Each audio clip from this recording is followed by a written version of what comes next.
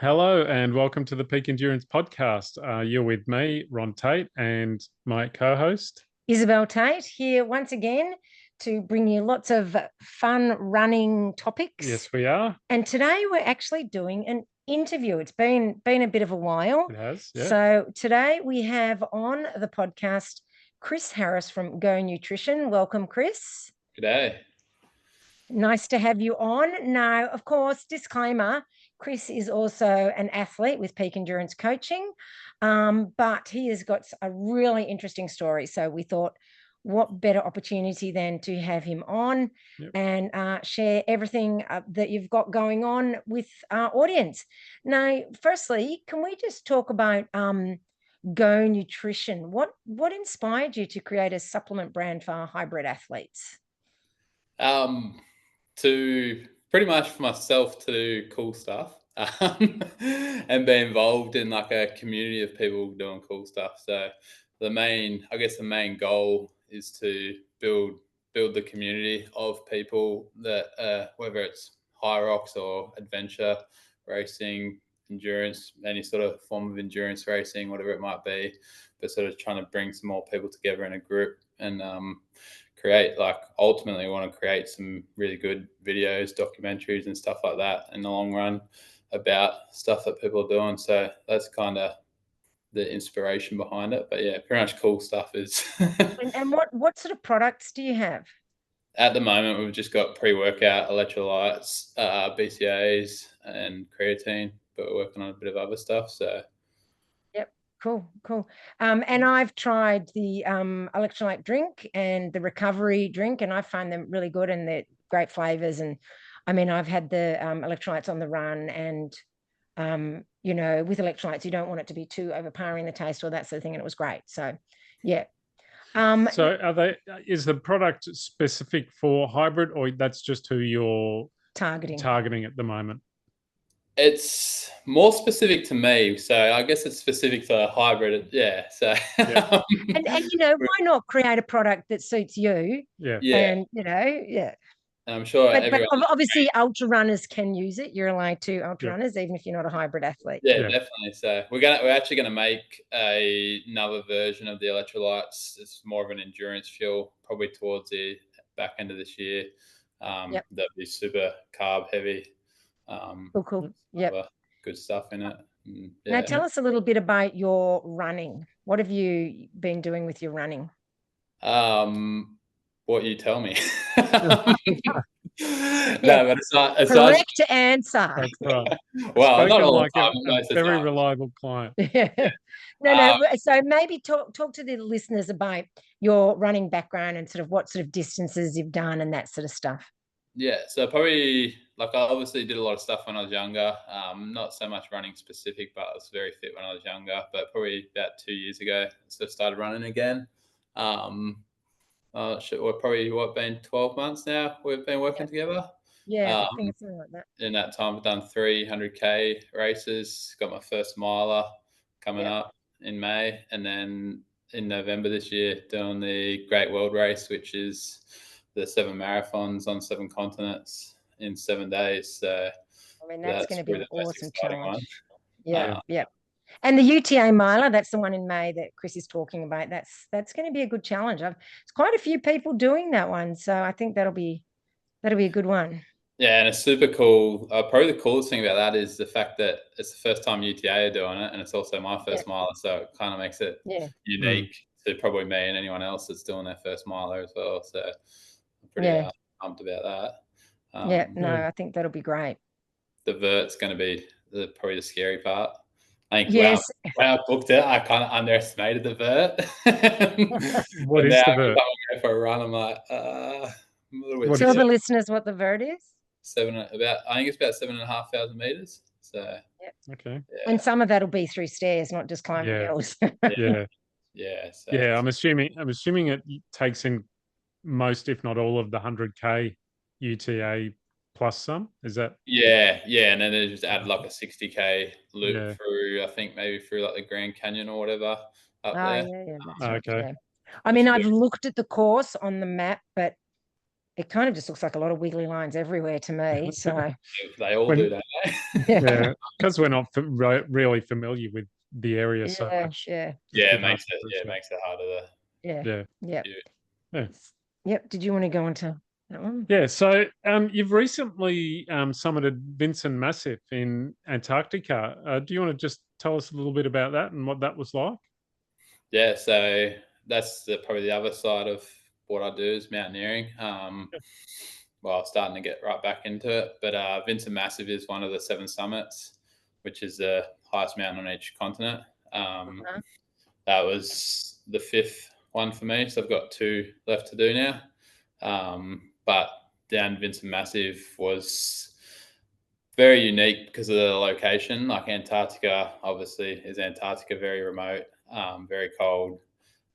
We flew in, and so we fly into Union Glacier, and then which is like a little mini town of tents, and it's got like essentially a big runway where you can land big planes, and then a smaller runway where the smaller planes take off and disperse people throughout Antarctica. So to fly into base camp, you've got to fly on one of the smaller planes. But we had to wait for weather, and we spent 10 days at Union Glacier waiting for weather, which was really boring. I can imagine for you, someone who likes to be doing something every day, that would have been really hard. Did you find that? Was that like a real challenge? Yeah, it was. That was definitely the most challenging part of the whole trip, was just waiting around. And then once we finally flew to base camp, we moved up to low camp, and then we spent another 4 days waiting at low camp for the weather to clear up so we could push up to the summit. But once we hit the summit... Did you do any exercise in that time, like any training at all? Nah, barely. Like we got out a little bit on like some fat tire bikes. Yeah. So did a little bit of riding. I think I did 2 runs in Antarctica, just pretty easy runs, which is quite different, running on snow. Yeah. And then, just sort of, I don't know, because you had to have a partner every time you wanted to go out of the camp.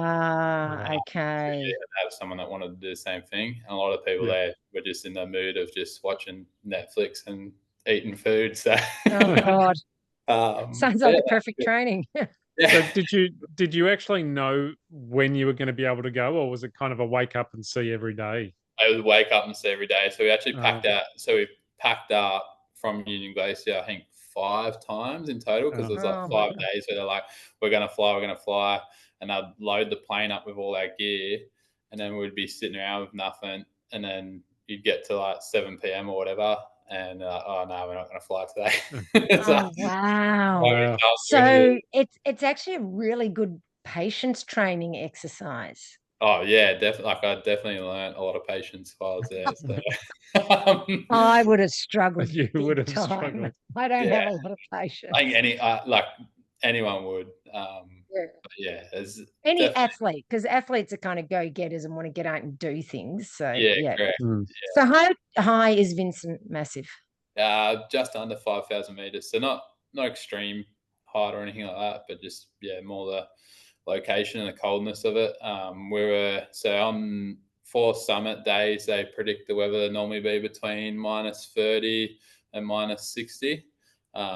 And we got the bottom end of the scale being like -30, which was like that's nice for us. But then at the same time, we sort of wanted to see that full experience. But no, it was we had a really, really nice summit day. So after all the waiting, it was worth it.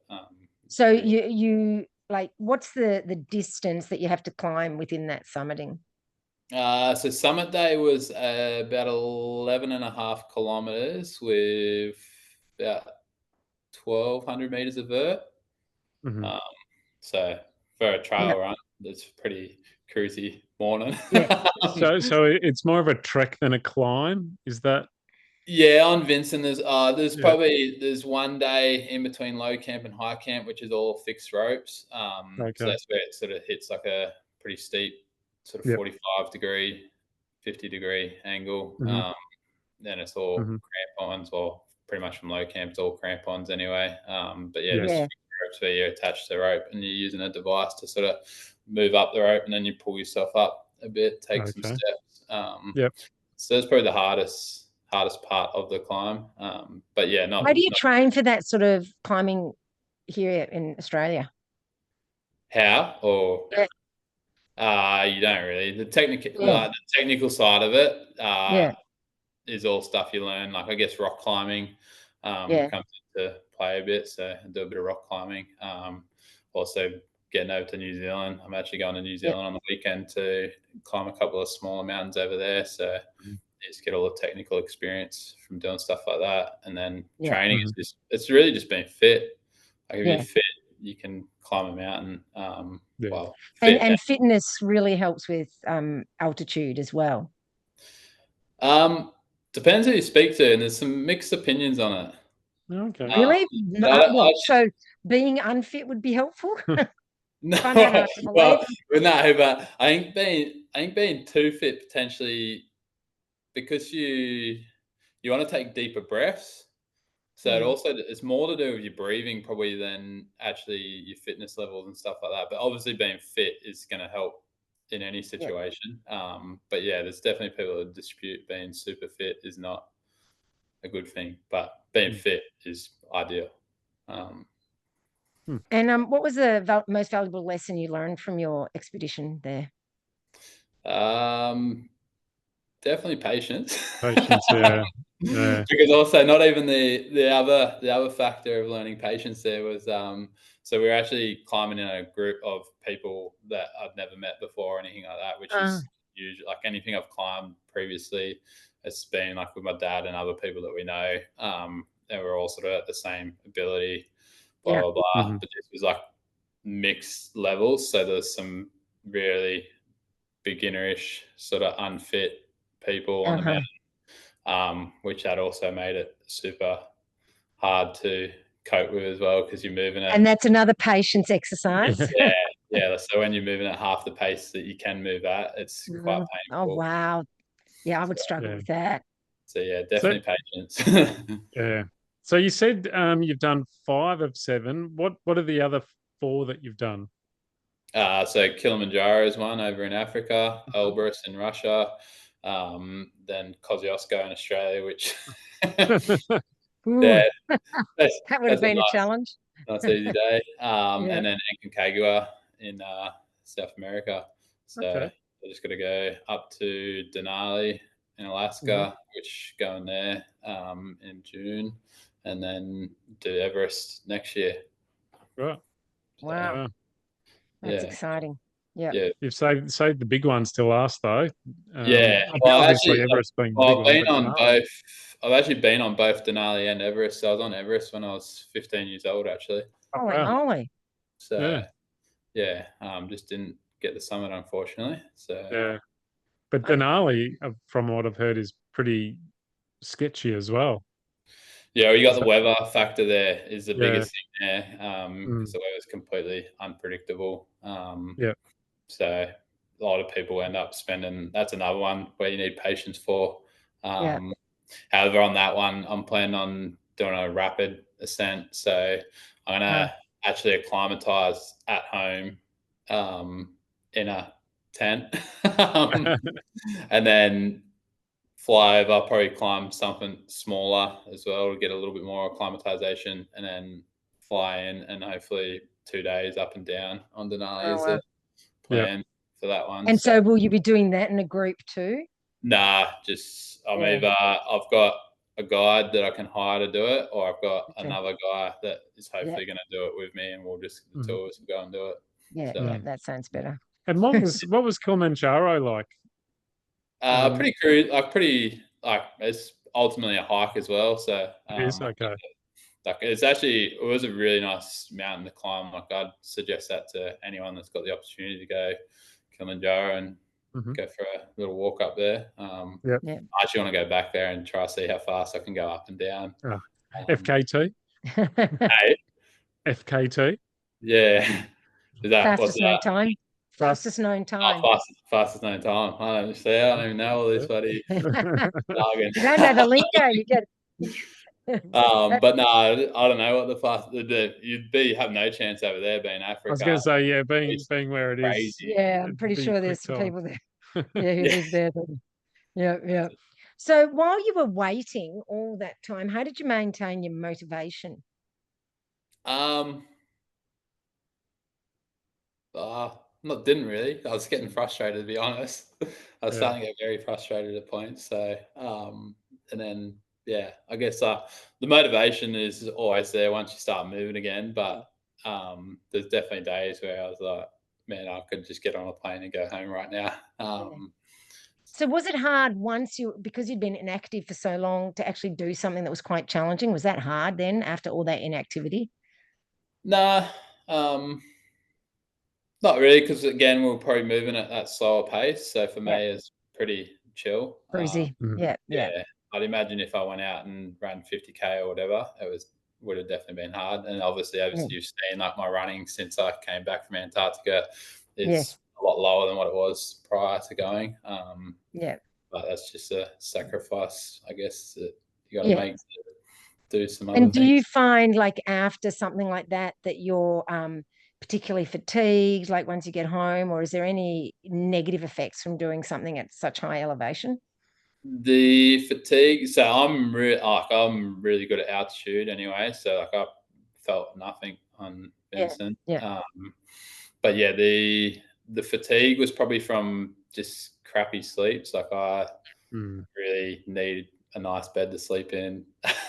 Because that week, all that time you were in tents and all that, weren't you? Yeah. So and we were there for touch over 3 weeks, I think in total. We were in Antarctica, so sleeping in a tent on a mat where you get cold nights, warmer Yeah. nights, and like it's just made Mm. it not so good. Like my HRV, I think dropped down to like 38 or something when I Yeah. was there, and now it's like back up at like 80s and 90s. So Yeah. there's a Wow. Yeah. big Yeah. difference. But yeah, so it took me probably a week from getting back to sort of start getting back to normal, and Yeah. also 24-hour daylight Yeah. was That would be that was hard. tough to deal with. So Yeah. uh, Yeah. That would be weird. Yeah. Yeah, yeah, I mean, I can't imagine how you would go with 20 because I'm assuming the Yeah. tents aren't dark. no. So yeah, So, like you sleep with an eye mask. uh, I'd hate Yeah, that. yeah. There's just It's so all little things uncomfortable. like Yes. yeah. oh Like no. you make it through fine, but you just Yeah. Yeah. But it's not obviously make ideal. a toll in a different way. So and then even just the food that you're eating and all that sort of I stuff. was going to say, what was the food like? Because it'd be pretty rudimentary, wouldn't it? Well, no, at Union Glacier, unreal. So they have a Okay. big tent because Union Glacier is like the point that people fly into Antarctica and then they disperse. Obviously, like I said before, so they get sometimes it's like 120-ish like tourist climbers, skiers, Oh, whatever wow. you call it at Union Glacier, and they have like this big tent set up where you go in and they have like a sort of like a buffet, and Oh, they nice. we had steaks, like lamb chops, everything. Wow. Oh So wow. the food Okay. there So was that's good. At least the really food was good. but Yeah. then you're Mm. overeating as well as the other thing because it's buffet and you're like And you you're got nothing sitting else. around. Yeah. You It's eat like very 3 easy to. plates for dinner. Yeah. But Yeah. it's good. And then freeze-dried food up the mountain Yeah. further Of up, Mm. so course. which Yeah. is Yeah. fun. So Which, you just deal with as well. So can you share a particularly tough moment from one of your ultra marathons or a climbing experience and how you pushed through it? trying to think of a tough moment. Kosciuszko You haven't had actually any? Kosciuszko was tough. Really? Kosciuszko was tough because of the pause they put in it. Um, Yes. Oh, you mean ultra The trail? ultra, Because yeah. yes, that's yeah, right. Yeah. Yeah. yeah. I was So going to say, surely Kosciuszko wasn't tough because you had no, to wait no, in the no, queue, no, no queue time. for the Somebody some yeah the king. Yeah, no, some things easy enough, but the 100K I did at right. Kosciuszko, Yes. that was Because the definitely weather was a storm, horrid. and then they paused everyone. And so what was tough about that for you? Well, sitting and waiting for because I got stopped for just over 2 hours, so Oh, sitting and that was at, like, the 40K mark, so you're already like, 40K is where you're starting to sort of feel it a little bit, and then yeah. you Mm. stop, and then it's like, you gotta get going again. And you got to warm up again and get, oh my God, no, I would hate that. But then, It's just getting so common in Australian races for them to be stopped for the slightest little sprinkle of rain and whatnot. So yeah, I don't but then know. the people behind that were up on the summit that sort of I spoke to later on in that were saying how crazy the weather was actually up on Kosciuszko. Yeah. But then they obviously needed to strategically let people that are in front of the summit of Kosciuszko keep going and blah, blah, I don't know. There's not, at the time, it's easy to look back and say they should have done this, they should have done that. But Oh yeah, no, I know. But I'm just finding it's like virtually every big race, they all get stopped at some point, and it's becoming like incredibly common. I just don't remember that sort of thing happening 10 years ago. I think it's also you got a lot more, I guess, and I'm a beginner as well, so it's you got a lot more beginners. Well, true, there's a lot more beginner runners, ultra runners. But the thing is, you may be a beginner ultra runner, but you're an experienced mountaineer. So, you know. Yeah, like I've got the experience in the bush and all that sort of stuff. So like to me, every ultra marathon I do is very funny because it's like you literally don't need anything between these aid stations. Like for me, like I could not have a single thing and I'd be like, unless I got injured, obviously, and that's a different story. But even in that situation, like you're pretty safe. But it is. Oh, it's very carry and all that sort of stuff. But again, like it's just I guess you got to make it fair for everyone, and it is what it is. So I'm gonna complain about it. But I just feel that we're outdoor athletes and we're in nature and in the bush, and you're going to have to expect that there's going to be some tough conditions, and it might be good if people were prepared for that. A little bit of like we're going out into the bush, we're going like you can't expect everything to be sanitized and perfect and everyone looking after our safety, and at some point you're taking on the risk. Life can be tough. Taking on the risk yourself. Like it should be a self-assessment, and you I carry don't know. the gear that you know you need to carry, I guess the world never works that way, unfortunately. But I agree. mean, to be fair, in other races I do in other parts of the world, I don't have to take the mandatory kit that I do in Australia. Yeah, that's in some races, I don't have to take any mandatory kit. Yeah, that's right. And the conditions are a lot harsher than the conditions are way harsher over there. Yeah. But even in New Zealand, they're the same as Australia, though. Are they? Because I saw they're not quite as bad. Yeah, I don't think I saw videos of people running the UTMB one that just happened, and they were just running with bottles and stuff like that. Oh, good. So, I don't know if I just think it's a little bit Australia. We are so over protective and over safety orientated. Whereas I raced in the Swiss Alps, and all I had to take was you had to take a rain jacket. A rain jacket, I think. That was it. Yeah. In the Swiss Alps, and I'm going up way higher than anywhere in Australia, and way more remote, and but anyway, don't get me started. I'll get off my soapbox. Just I'm pretty sure all it is due to the insurance. Oh, I know. It's well, it is and it isn't. You hear everybody talking about, oh, thank you for keeping us safe and all the safe. I think part of it is that it's become so accessible to people who aren't necessarily experienced that now the organisers have to cater to those. Yeah, but it's that way in every other country too, though. Yeah, I just think that we're, like you say, we're a little bit more conscious of the people who are doing it, for the first time. Whereas over there, it's generally, this is what could happen. You need to be able to deal with it. Yeah. Like, Anyway, I believe in self-responsibility. So I agree. I think drop me in the bush anywhere, and I'm happy. So same here. If you're going to do hard stuff, you should be building those skills to be able. That's right. And if you don't want to do hard stuff, then there's other kind of races for people who aren't willing to learn the skills, the skills for looking after yourself. So anyway, we better stop before. Don't email me. I always say that. Just accept that everyone is allowed to. Sorry, I'm talking to the listeners here. We're all allowed to have our own opinions, and that is my opinion, and it's all okay. So I sometimes get a little bit, on my high horse, I guess. Yes. So, I think most people agree, but yeah, it is. Yeah, it's a funny yeah. topic, So and like you say, it's an opinion at the end of the day. It doesn't everyone's entitled. So, but that's yeah, right. going back to Kosciuszko, like that was like having to stop was definitely hard, and then Yeah, that would have from been. once we stopped, it was just raining. The rest of the last 60 k's was just Oh, flat out rain, and yeah. so the How trail were was your like. feet after that? Actually, surprisingly not bad. Good. Like yeah, I don't even think I had any blisters, which Yeah. yeah, I was I don't pretty. remember that you had any, that you didn't tell me anything about them being particularly bad, but Nah, just that's a lot of time to have wet feet. my So feet, yeah.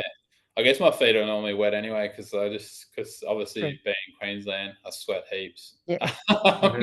So like Yeah. after like 5 kilometers into a long run, my feet are completely soaked anyway. Yeah. So Yeah. Nice. my feet are Nice. probably used to it, but yeah, it's but yeah, that was probably the hardest time I've dealt with in the last 2 years anyway. Yeah. And Wow, isn't that interesting compared to all those huge climbs you've done? So, that's interesting. yeah, Yeah. Yeah. there's definitely probably some harder times back in the day, but yeah, recent years, I'd say Yeah. that's been the hardest time, and just like there's definitely times where I wanted to sort of quit, and I was just like, Yeah. what's the point of quitting? Like you're here now, you might as well just finish it. That's it. Yeah. Yeah. Yeah.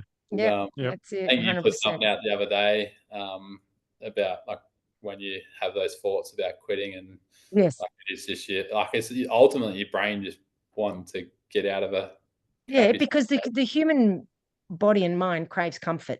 Yeah, So, it's really hard to fight against that, but it's a true mental toughness test if you can keep pushing through. but yeah, Absolutely. once you start pushing through things like that, and you just keep building it and building it, Yes. that's yeah, the level that Gets you get. easier and easier to keep doing it. I mean, it's never easy, but it's less difficult to keep doing But it. yeah, then you're just getting bigger and bigger, and like you Yeah. keep moving up, and Yeah, we keep upping the ante. Yeah. That's the problem, yeah, isn't it then? and Yeah. then you end Yeah. up with Yeah. all these crazy people like David Goggins and whoever else. I think you're crazy enough, so Yeah, that's fine. maybe. Yeah. Um, So on the subject of being in the bush and looking after yourself, what advice would you give to someone looking to push their limits in endurance or in sports or challenging situations that you've found helpful for yourself? well, same, like pretty much my advice for anything in life is just go slow. Mm, Hmm. Start slow, build the skills on smaller levels. Like if you haven't got the skills to do something, start at a small level. Like mountaineering in particular, if you jump on a big mountain straight away, you're not going to be ready for it. You're not going to only put your own life at risk, you're putting other people's lives at risk. yeah, So you need to Hmm. do 100%. the work from Yeah. day dot to one, make sure you're fit enough. Two, make sure you actually got the skills, like the rope skills in crampons, using ice axes and all that sort of stuff. And how you get them is by doing a course or going out with other people that know what they're doing. And the same, like running's the same. Like if you jump straight into 100K, it's probably not Yeah. going to end well. Yeah. Start with Yeah. your smaller runs, and then learn. So like, and people, I guess, like I go running. I don't know how if you guys run together a lot, but I run by myself pretty much most of the time. All my Yeah. long Yeah. Hmm. runs will be by myself. Like I'll go out the big high country by myself and that. But in saying that, like I want to live for a very long time. So I'm very cautious and I'm prepared for most things when I'm out there. And someone always knows where I am, Yeah. et Hmm. cetera, et cetera. I normally always have like Garmin InReach or whatever on me. So yeah, just building up the skills so you can get to a point and you can sort of do anything. Like I said, like you can pretty well drop me in the middle of bush anywhere, and I'm pretty happy now. So, Yeah. but those skills have been built over many years of Well, it doing. sounds like a long time if you were going to Everest at 15. So Yeah. Yeah, I had a big break from all this stuff, so yeah, so yeah, yeah, sure. got Yeah. caught up in just the general life. I was going to say, Yeah, yeah. what Young person what life. brought Yeah. you back to it? Listen to Cam Haynes' book. Do you guys know who Cam Haynes is? No? No. No? Oh, really? You got to go get his book. He's an ultra runner in America, hunter, And bow what? hunter as well. What was Like his name? Cam Haynes. Absolutely. Haynes is in Haynes or Hanes, I think. okay. Okay, Cam Haynes, Hanes. Yeah, Okay. Yep. Cameron Haynes. Keep Hammering Collective. Would that be him? Yeah. Yeah. Yeah. Okay. He's a weapon, and he hybrid trains essentially as well. But yeah, he's all about hunting and stuff like that, and he trains Oh, cool. for essentially being ready for anything and being able to, like, if he goes out hunting and he shoots whatever, a moose or whatever, he can carry all that meat out, Yeah, yeah. etc. So he's very much like for training for a purpose, and just ready for whatever comes his way. So listen to his book and realize that life's going really quick and I need to start doing some cool stuff. Yeah, 100%. So Yeah. started in the gym first, just doing some, well, actually not even in the gym, had a PT come to my house and he brought some weights, and just out in the front yard, just started doing some, like, I don't know, general fitness stuff, and then decked out my garage with a gym and started doing that, and then started the running, and yeah. It's like a snowball. So now I just want to go off and do everything. I know, it's so hard when you want to do everything, isn't it? I'm a bit the same. I just want to do everything. It's like there's only so much time and money to do everything, but and it's also like, it's not the time. It's also the time to train for stuff as well. That's right. You got to train for it. You can't just do them all. You gotta, like you think there's enough time in between. It's like, wow, there's actually maybe I didn't quite leave enough time in between. But yeah. I think we've had that discussion before. A little bit cutting it fine with Myla, so but we'll be all right. So how do you think the mindset required for extreme sort of sports like you do can be applied to everyday life challenges? Yeah, that's a good one. I guess I do apply it to everyday life challenges, like every day. Like I just, like, there's, because I have a couple different businesses and whatnot. And obviously get thrown problems all the time. And it's, I guess the same thing. Like you just get that feeling that you want to quit. But once you have that hard conversation with yourself, like quitting is not really an option, harden up, keep going, and then you get through. And at the end of the day, everything's all right. Like everything's figure-outable. Yeah. So I think just taking that same, just beating your mind is pretty much the only thing that you need to do in life. If you can beat your mind every day, or not even every day, but most days, I think you're going to win. I think there was a quote from I'm going to misquote. Was it Eleanor Roosevelt or something who said, "Do something every day that scares you a little bit." Or something. Basically something that's a little bit tough every day. And I mean, life does that to you anyway. But when you get used to that kind of mentality, then life's challenges aren't as daunting. Daunting and feeling so insurmountable as they might be to someone who doesn't do hard things. Yeah, because even Alex Honnold said the other week, he said something like, people are creating fears in their own head because they're not doing scary things anymore. Like people, which is what I'm talking about a little bit. So it is just a matter, like people do need to start putting more in a bit of a and I heard a good quote also. It's getting out of your comfort zone is getting into your growth zone, and that's truly what it is. Like you don't truly grow until you're out of your comfort zone. If we just stay in the comfort zone and everything's safe and we're all looked after and we're all, you don't grow. No way. So it's definitely all about getting uncomfortable. The other one that I really like at the moment is like, I'm trying to live more like I was a teenager again. Yeah, good for you. So much, like you end up telling yourself you can't do this, you can't do that, whatever. And oh my God, why? Like there's no reason why you can't. So I'm like, just start living more like a teenager. And even to the point like where if there's a tree that I see now and I want to climb a tree and the kids want to climb a tree, I'm like, let's climb the tree. Like we sometimes go for runs and I'll make a stop and I'll play on the play equipment, because I'm like, I've got to embrace my inner child, and the thing is, wait till you're our age. You meet people our age and they're like, oh, I can't do that, I'm too old. And it's like, and I think as soon as you start thinking, I can't do that, I'm too old, then you're too old.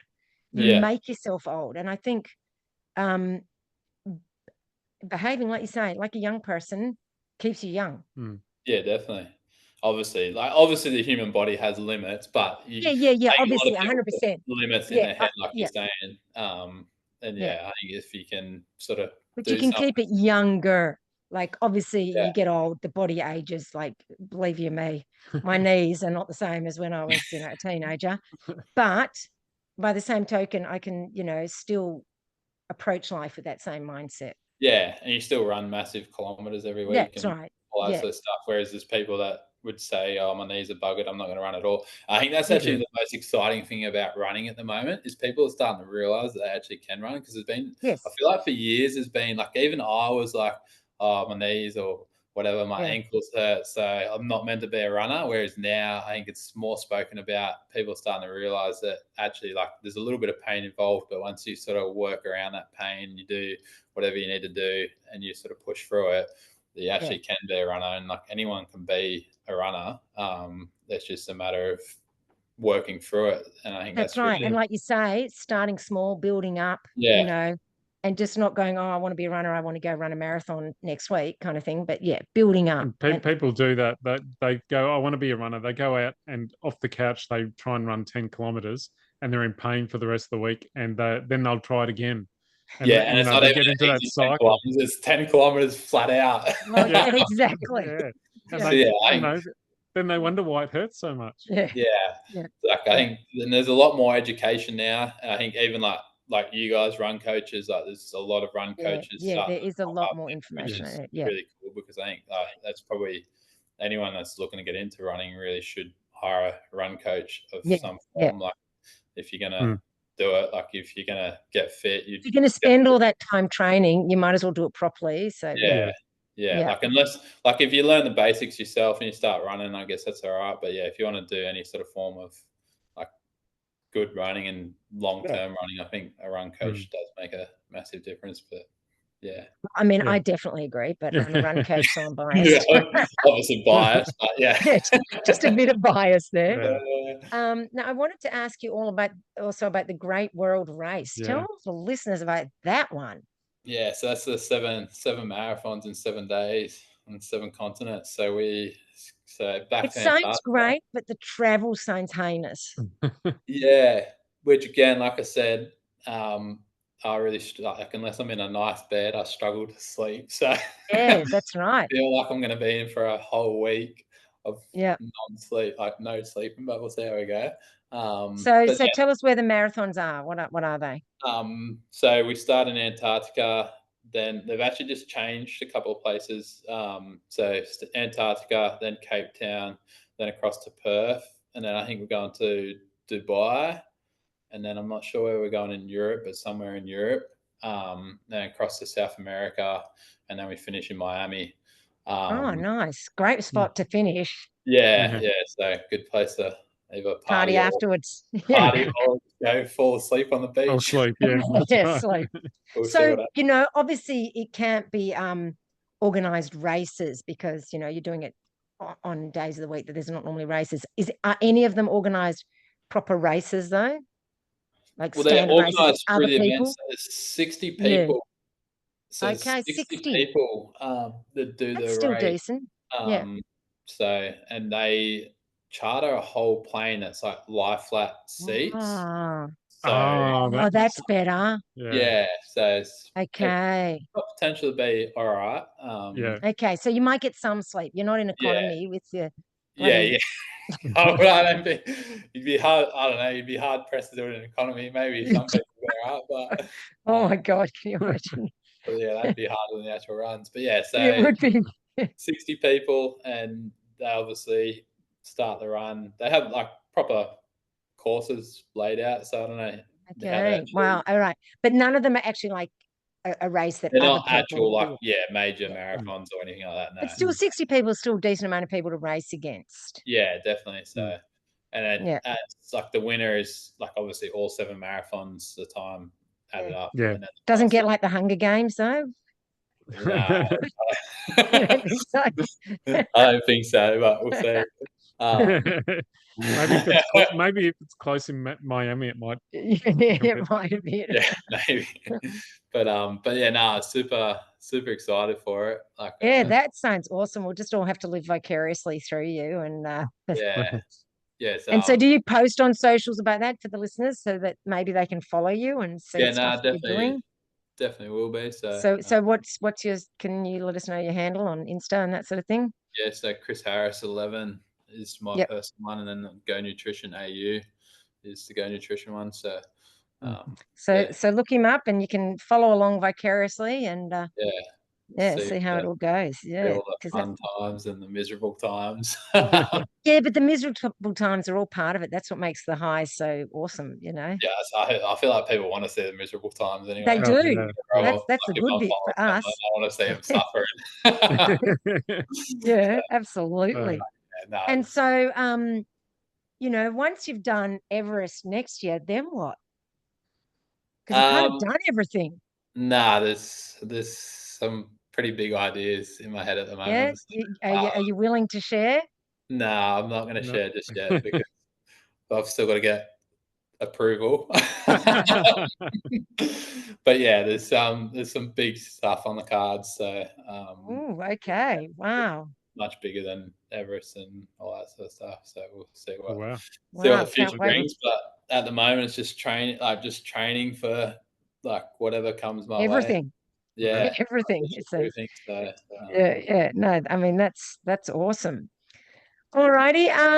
Do you have any other questions you wanted? Was there anything that we didn't ask you that you'd like to talk about or anything like that? No, I reckon we're pretty covered everything for now. We'll have a lot more to talk about soon, I'm sure. Yes. Maybe you can come on after you've done the Great World Race and talk about that, because I'm sure people would love to hear about that. Yeah. Maybe even do something midway through to make it even more exciting. Yeah, that would be good if you've got the chance. I'm not sleeping. No, we'll say, but we'll chat more about that. Maybe we can tee that up. That would be cool. But yeah, no, like I say, there's lots of exciting stuff coming. So, I'll definitely be back on, and we'll and then definitely after Everest, we'll definitely have to do an interview again. My God, that's awesome. Yeah, that's gonna be cool. And are you worried about with Everest, like with it being so crowded up there?